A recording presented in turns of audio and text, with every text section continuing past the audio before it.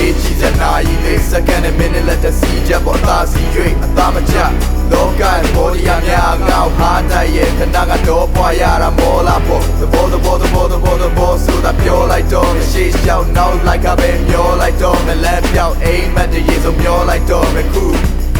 ပြိုင်ဘက်တကြမ်းနဲ့ကိုစားငါလိုက်ကြည့်အလုပ်ကလည်းအာမမိုက်ခရိုဖုန်းကတိုင်းမနေကြီးတီးထားတဲ့ပြီးတဲ့ပေါ်မှာကာရနဲ့ဖြည်း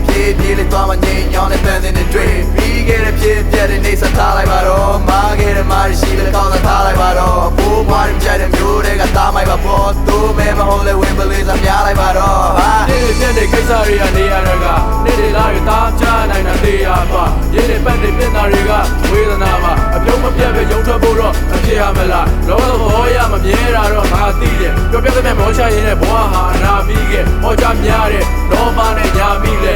တဲ့အတိုင်းဝိုင်းတော့ဒါရှိတယ်ဘဝမဖြစ်လေချော်ပေးပြီးထားလိုက်ပါတော့တပည့်ခွေးချလိုက်ရင်ငါ့ကိုအများကြရရောအားတိုက်ကပြောမယ်လူတွေကိုလည်းထားလိုက်ပါတော့ဘာသူကြိုက်မှန်းသိတဲ့နောက်ရှက်ပြီးသွားကြလမ်း